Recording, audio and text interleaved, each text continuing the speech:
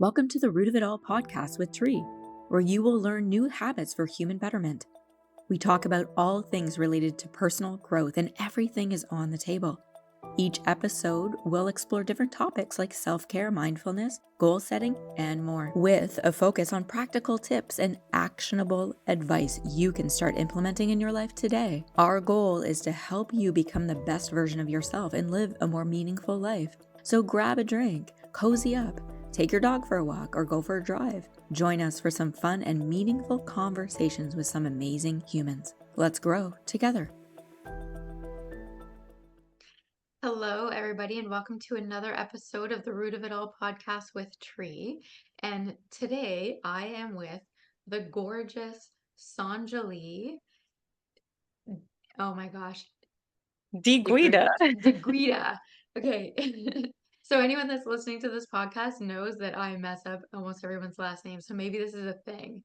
And she is from West Island Hypnosis. So she's another fellow hypnotist. And the great thing about her and why I wanted to have her on as a guest is she can speak to being a business owner and also raising your daughter as well, and even being pregnant and being a business owner too. I think that's actually a bigger sort of the first question that I want to ask. So first of all, welcome. Nice to have you. Thank you. Thank you for having me. Truly honored. Yes. And so what was it like when you first found out that you were pregnant, but then also you as a business owner, like teach us the process that allowed you to smoothly move through the whole pregnancy, giving birth, and being a business owner at the same time. Well, luckily, I have some skills and some knowledge in hypnosis, but just like anyone, when you discover you're pregnant, it's such a mixed bag of emotions. It's like, wow, this is amazing, and like, oh, and then you catch yourself, and then you imagine it going well. But it's not that different from everyday life. Everybody has a very different pregnancy. Some people are phenomenal, have a bunch of energy. Some people have no energy at all and are quite sleepy. But one thing's for sure is that a lot of people, let's say, would feel conflicted. Oh, I have this business, but then if I have a business, how am I supposed to be a mom to my child? And can I give them all that they need? And the answer is yes, right? So it's kind of like discovering that middle ground between self-care and family time and nurturing, almost like your other baby is your business, right?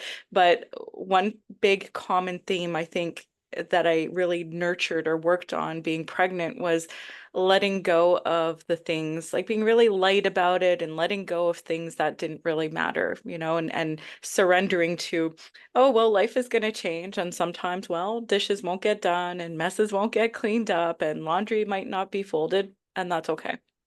Mm-hmm. Yeah. Yeah, because truly the towels don't get angry if they're not folded. I've heard that. Usually not. Usually not. And if they do, well, that's a different conversation. Yeah. Yeah, and that's a good point because even all of us as human beings, we can all get kind of caught up in all kinds of different things. Whether it's even for some people, it's the tasks around the house, and for others, it's actually the tasks that they put upon themselves to help others. Like Yeah. yeah. So did you end up going through any of that? Like because the time you're taking away from one thing and you're putting it over another, was there any emotions like guilt, resentment, anger that was sort of hovering around? And if there was, how did you move through them? Oh, yeah, absolutely. So one thing that happens when you're pregnant too is that your body changes astronomically. Like it doesn't belong to you anymore. So with that comes, this surge of hormones, and some of them are lovely and like, that feeling of love and feeling all ooey and gooey inside. But the other one is just, why is this happening to me? Right? It's like you just feel big and you're not moving the same way and you can't bend down the same way. And so you have this expectation that people will be really lovely to you. And to tell you the truth, one bonus about being pregnant is people generally are. Like people are holding doors for you and people are starting conversations with you and people look at your stomach and just start smiling at you for no reason when you're, crossing the street or going to the store. But it's also true that your expectations expectation shifts, and this can also happen within your family unit, so for example, like I'd look at my husband, and I was tired at some points. Second trimester, I was really tired, and I looked at him with expectancy, like, oh, well, you didn't make supper, right? How could you not? And it was just like things shift. So you do have to communicate that. But the emotions are like this, and the whole journey's like this. And there are a lot of feelings. And I think the communication that happens between a couple has to also shift, because you can, for the most part, you're just going to figure things out. You're going to go with the flow, and you're going to figure things out. And in some ways you will prepare, but I think being prepared really takes away from the fun of the experience as well. And just like, the saying is that you can plan a picnic, but you can't predict the weather, can you? Right? Yeah. So it feels really like that in terms of all the emotions that can happen and all the planning that you may or may not do. So I'd say people observing many people and working with actual pregnant women and seeing them before and after delivery, I really taught them, and I speak for myself as well, to learn flexibility, that Mhm. things will shift and that is okay. You'll adapt, and trusting in yourself that you have all the sort of resources, or you have the know-how, or you have enough life experience to just figure it out. And it might not look the way or the shape or the size or feel the same, but it'll work out, and trust in that. And that's awesome insight. And it's very interesting that all of us as humans, sometimes we grab hold of so many things and keep them tight. Some people, Mhm. they're what we call things people. So they'll try to like gather all of these things, right? A lot of my friends that when they were getting pregnant, they needed this and needed that and needed Oh, this and needed yes. this. The nesting phase. Yes. Yeah, but did they actually need everything? When you think about us as humans, we've been having kids No. for hundreds and hundreds of years and Hmm. very minimal things, right? And Hmm. some people, they look for attention from other people. So whether it's from a partner or best friends or parents or other children that they have. So they're looking for more of like human connection as they're moving through things. Hmm. And Yep. some people, they actually go insular. So they'll sort of segregate themselves and they'll just try to figure things out on their own. Hmm. And the cool thing, what I'm hearing you say, is to have the flexibility to be able to only get the things that you want, or to, when you do need attention, make it more purposeful. Like, what specific kind of attention do you need? Or if you need to go insular and just check in, right? Because your body's changing. There's a human growing inside of you. There is, And yes. so there is this kind of insular moments that I'm sure women have just Mm. to recalibrate within themselves as Absolutely. growing this other human being inside. And it's truly amazing when this whole thing evolves. But when we take this sort of step back and have this broader picture of what's going on, we can really be more purposeful when it comes to things, people, time, and then being insular or uh, just checking in with self. So Yeah. which category would you say that you fell into the most or that you found most comforting for you? Oh, I'd say definitely I was in and out of both, right? There were moments where I just, check in with myself. How are you feeling about this? How is your pregnancy? How's your body feeling? Are you tired? Do you feel good about this? Do you feel confident as a parent? Because that's a big factor too, right? Like, can I do this? This is different. I've run, businesses before. I've traveled really, little corners of the world, but like this is a human, right? So there's that, but then there's, in West Indians have a saying, or certain West Indians have a saying, they call it susu, being susu, which means that you're having this feeling of, I want to be cared for. I want to be like cared for by somebody, right? And you're feeling like kind of like a kid, like I want attention, right? And I definitely had moments like that, like look at me, pay attention to me, rub my belly, right?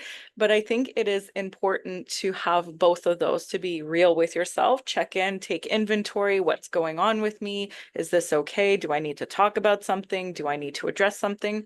And also connecting with your partner in a very different way, because it is a different journey as a parent, right? You're entering parenthood, but also in your relationship, which can come with changes and challenges as well. So it's really that communication and flexibility, right? The flexibility.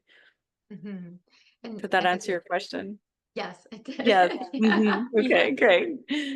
And it is so true. Sometimes with couples, sometimes the male doesn't really know what to do in terms of, because it's like this female whom they fell in love with and Hmm. now they're having a baby with, and all of a sudden it's like not two against one, but it's sort of like it's impossible for the other person. So even if it's the same sex marriages and one person's pregnant, that Hmm.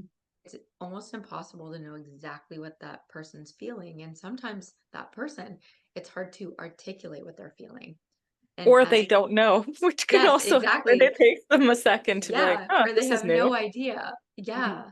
And or two, even if they express how it is that they feel, if the Mhm. person that they're with all of a sudden assumes, oh, they feel like this, and that's a constant thing, Mhm. it's forever changing. So when we talk about flexibility, we're Mhm. talking about even within oneself. So if you're with somebody, even if they're pregnant or not, actually, and somebody says, "Oh, I feel like this," Mhm. that's just that moment in time. Mhm. So Yes.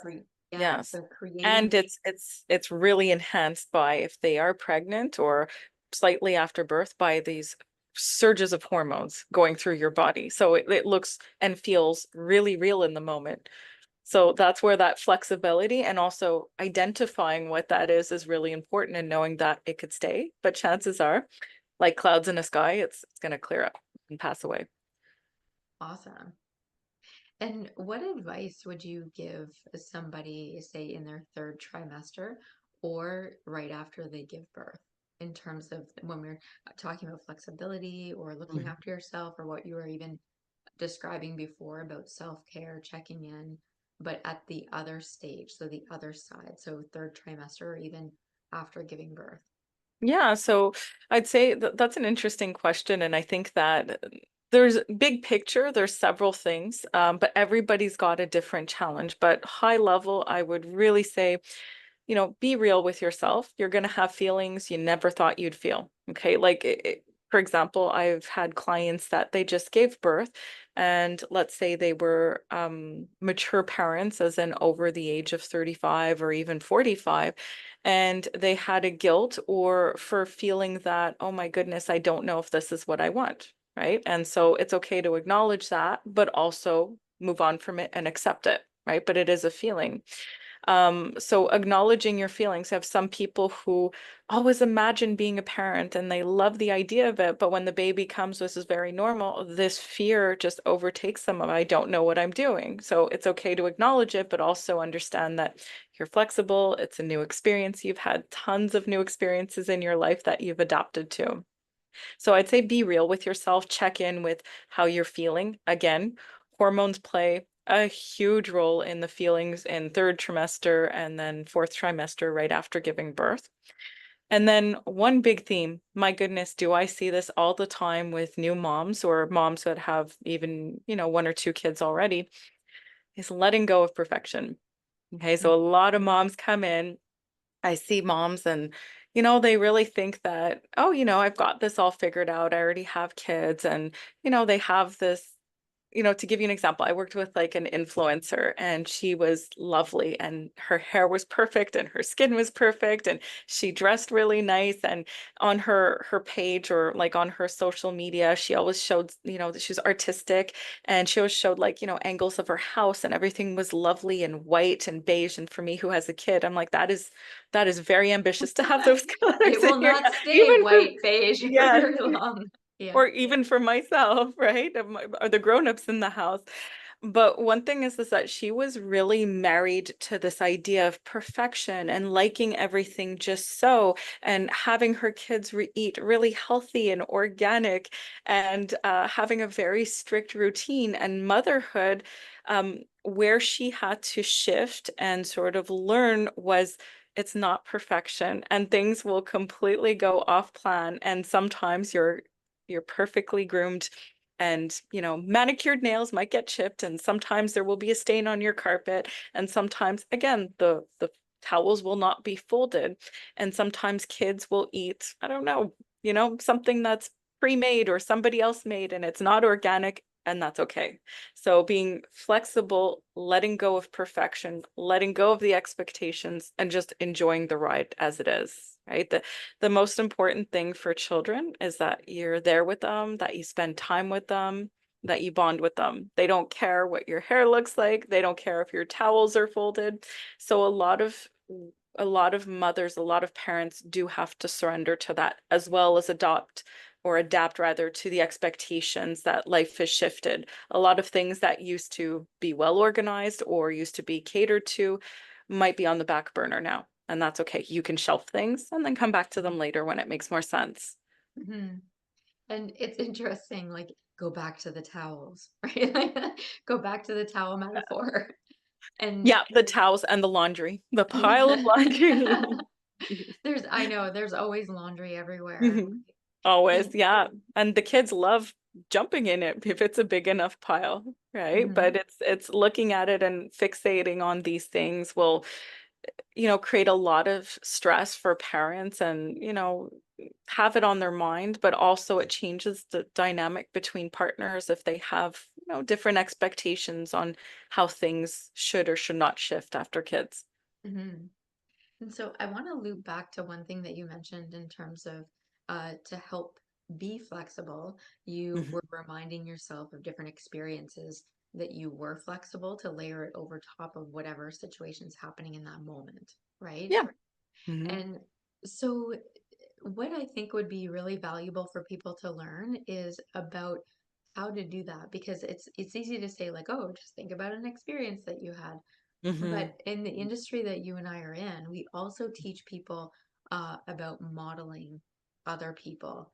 Mhm. So even if you didn't have an experience yourself, you can even model somebody else or Mhm. model yourself through that other experience, right? Absolutely. So when we talk about flexibility, uh, Mhm. give us some examples of maybe behaviors you've modeled or people that you've modeled, or maybe tell us that, you know, uh, a person in a movie or film that you modeled that maybe somebody else could relate to, and maybe they can model themselves to get through and have more flexibility, like what it is that you're saying. Right. So, interesting story. I have a best friend who has three boys, and I think they're between 16 and 18 months apart, and they're all young. So Wow. that is phenomenal to me, Yeah, right? And yeah. and boys and girls, generally speaking, very different as toddlers, right? And generally speaking, they've got a lot of energy to get out. And she has great, great boys, but I remember she is like, to this day, she packs all the kids on the plane and travels with them. And I remember, oh, my husband and I, we have a 3-year-old, and just to, when she was 2, we wanted to put her on a plane and go on a trip. And it was like so much, did we pack this? Did we do that? And we were going to the States, so they have everything we have here. And whereas my friend was taking all her kids to Europe and trusting that, hey, I'll figure it out, right? We've had 3 kids, we've moved across the country, that's fine. So I really enjoyed stepping into her experience of the world of letting things go. And so for her it was like, okay, it's happened where she didn't pack enough pants for her boys, and she's like, whatever. They'll wear the same pants twice. Or if they run out of, undergarments, I'll wash them in the sink. Not a big deal. And for her, it was more about getting there and having a great experience, and less about, again, to your point, things, right? Over preparation. Yeah. We've gone thousands of years without such things, without bottle warmers, without things to carry children, without all these toys, and kids were fine. If anything, they gave them the opportunity and the parents opportunity to be more creative, right? So I really modeled her that she was just like, I'll figure it out. And wherever she would go, she would bring her 3 young boys with her. And it doesn't matter if there was access to, if it was a kid-friendly place or somewhere where they went hiking, she just made sure to give her kids all the experiences she had.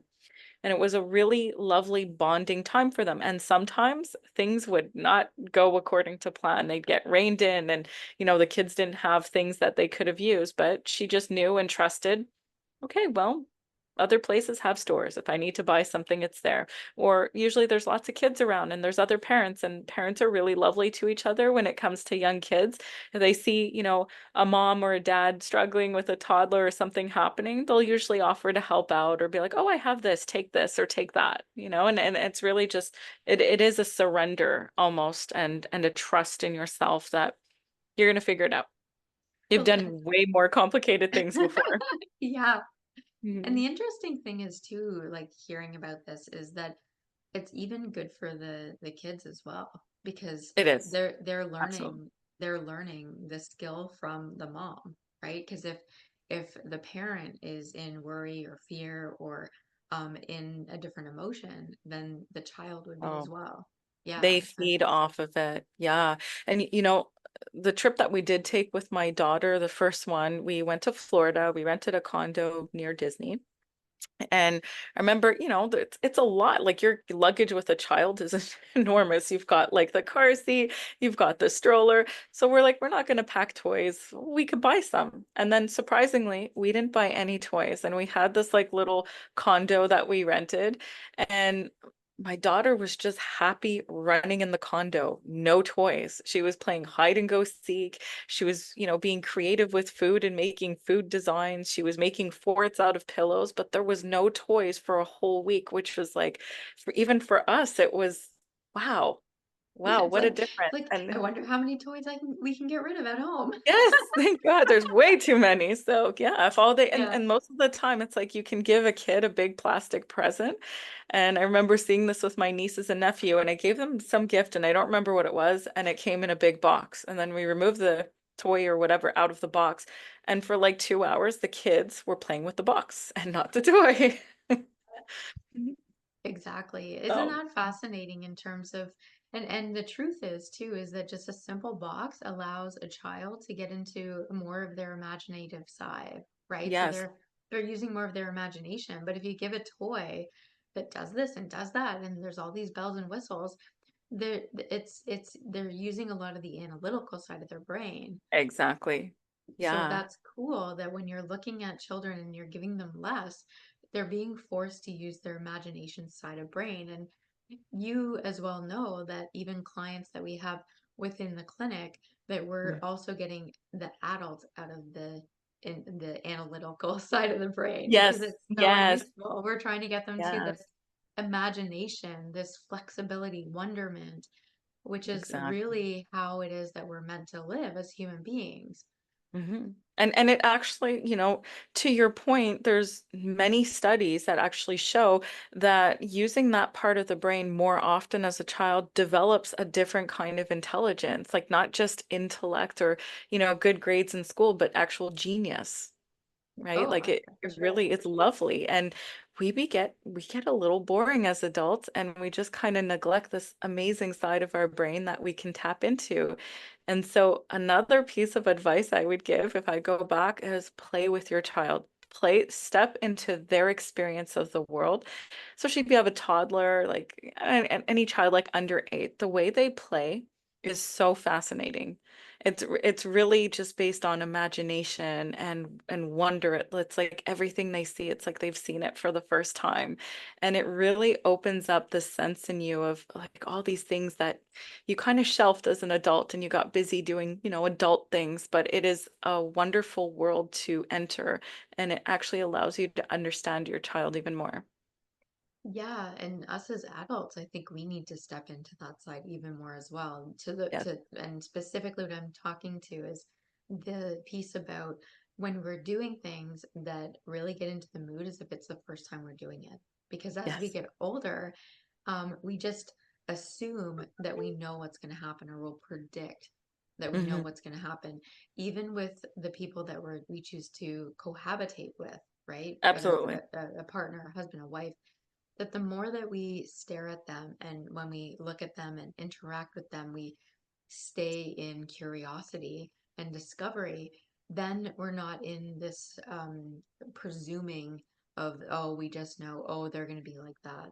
Because it's a choice. We're either in judgment, we're judging that if, oh, it's going to be like this, it's going to be like that, it's going to be like this, it's going to be like that.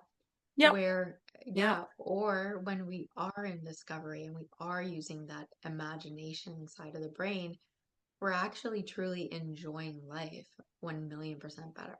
It is. It is so much more enjoyable. Yeah. And it's also, stepping into that with your partner also allows you, like, there's this dynamic that happens in family, especially as couples have children, that they get into a routine. They get very comfortable. And so for a while that might work, but that comfort is also something that's not allowing them to grow as a couple and as people too. And so I see a lot of clients that they're beyond that stage, like their kids are starting to move up and they're having these sort of big feelings, we'll call them, about who am I? What's my purpose? I'm not happy with my husband because all the focus was away from themselves, away from their kids, and they got very comfortable with their partners. And so what they need to learn is to learn, yeah, more to model children is to be curious about their partner, playful with their partner, light about it, discover stuff, have adventures together, reconnect. And it's such a wonderful tool, again, to model children in this way because they have no judgment. Yeah. And Mm. that's such a beautiful place to be. Mhm. And even the consistency of it. Like with us as adults, say for example, if one partner is choosing to change and choosing to be in discovery, well, if they Mhm. just do it for one day or a week, and then they just get frustrated and say, "Oh, it's not working." Right, where right. where it's the consistency and coming at it from all kinds of different angles. And again, going back to what you were talking about with the flexibility, right? Yes. Flexibility Mhm. isn't just trying something once and Mhm. just throwing your arms in the air and saying, "Oh, well, that didn't work." Yep, yep, Right? Yeah. exactly, exactly. And that happens to many people, but it is flexibility for a lot of people is another muscle that we're developing. And it's that repetition that shows you, yes, you can be that way. Mhm. Yeah. So just to recap and reloop, so modeling other people, so that's what a great model for other people that you were modeling your friend. Hmm. And Hmm. just no big deal, just go with it and just um and the truth is we do as human beings, we just figure it out. Like We it, do. and Yeah, so it's we trusting, do. it's trusting in that. It's It trusting is. in that because it's so interesting how we can end up in worry as It opposed to is. trusting how it It is that is. our natural state is, because It it is is. actually a natural state of how it is that we are. And even just, I'm sure you've just, watched your daughter even playing with the toy and she just figures it out, She right? does, and she often plays with it in the way it's the instructions do not instruct you to. Like it's completely different, but she's having a great time. hmm And so I think we're going to leave everybody with that is make sure that you're having a good time. And if you're not, then stay in curiosity, create flexibility, model somebody that Step can into that mood. step into the Step mood. in So that mood. actually speak a little bit more of that. Like, how do you pick the mood? So that's a really good question and something that we really teach a lot of people who come in here, and I'm sure is for you as well. Um, it's easy that when you have a lot of, when you have kids, when you have your career, when you're juggling a lot of balls at the same time, that you can have feelings of feeling overwhelmed, or your kids, they're going to push boundaries. That's what they do. They're also learning, they're also programming. So it's easy to get frustrated or just overwhelmed. And it's really catching yourself and getting out of that and stepping into a mood of being really calm and curious about what is it they need? How is it that they're looking at this situation? Is it's easy to shut off or just get task oriented. I got to get supper on, the kids got to get bathed, they got to get dressed, let's put everyone to bed, then I got to do this file, and then I got to do that, and then prepare their lunches. But being very sort of procedural about stuff and not stepping into that mood, this is when you see a lot of people come and say, oh my gosh, it's been 3 years, it just passed by, and I don't even know what happened. And these are the people that feel like they lost a piece of themselves because they didn't step into that mood and just like enjoy the moment and just accept it for what it is, messy and all, right? So it's stepping in that mood of being calm, of being present, of being curious, of being open to the experience, and surrendering to the fact that, hey, it's not going to look, probably not going to look at all what you think it is. And that's okay. Embrace it, enjoy it. Mm-hmm. So basically, what you're saying is let go of control and 100%. yeah, Yes. control Yes. what will be, and because we can choose to focus on the things that aren't in its place, or the Mm-hmm. things that aren't aligning with the way that you're imagining things can be, right? Mm-hmm. Like, because all of us as humans, we have this perception of how we believe something's going to pan out. Mm-hmm. And Yeah, very much. yeah, and when you're living it and it doesn't match the perception that you had, that's when a heightened emotional state can come. So when you're stepping into the correct mood, just like what you described, that you're choosing it, that all of a sudden it can shift the way that you're actually operating as a human being, which A is hundred, yeah. And it's just either way, you're dealt these hands and you don't know what it is. It's like playing a game of cards. The dealer knows what you're, doesn't even know what you're gonna get. But either way, like you have a choice, right? Like the mood is your choice, and you can either adapt to it and enjoy it, or you can get upset and mad and, very bent on controlling everything. It's really a choice. So that's something that is really important to learn for people to navigate motherhood or having a business or both of that or all of it even. yes, yes. Just as kids, and as you mentioned earlier on, it's like your business is your other child, It right? is, it really is. Yes. Yeah. So it almost has its own behavior when yeah. So, which is, yeah, that's awesome. So, Yeah. is there anything else that you feel like you want to share with people along these themes that we're talking about? Um, Anything else I want to share? No, I just, I like to point out is that while I'm sitting here and giving you my input or my advice or my perspective, is that truly I'm not a remarkable human being. I don't have any, anything that's wow about me. I'm just a person who does the best I can. And I have a child and I love it. And I've learned all these things and it's helped me tremendously. And another side note, another challenge I had personally is that I have like an aggressive autoimmune disease. And that also created another layer of challenges in motherhood and in life. And I remember when I used to think about having a kid, it looked completely scary before, I knew what I knew now. And if you asked me a couple years ago, having a business and a child and a family and juggling all these balls, it looked completely intimidating. But I assure you, if you learn the right skills, if you step in that mood, if you surrender to life, if you let go of the control and accept it as it is, this is anybody's life. Anyone could have a great experience in motherhood. That's awesome. Awesome. Well, thank you so much for your You. insight, for um if anyone is watching this, you can just see how beautiful and the light shining from Sonjali. Oh, And you're so sweet. and again, so she's actually in Montreal, and her clinic is West Island Hypnosis. So we'll have all of her bio and links and stuff in the show notes. So thank you again so much for sharing this with the whole audience, and really practice what it is that you're learning here for everybody. So that's Thank awesome. you so much for having me. Really enjoyed it. The pleasure's all mine.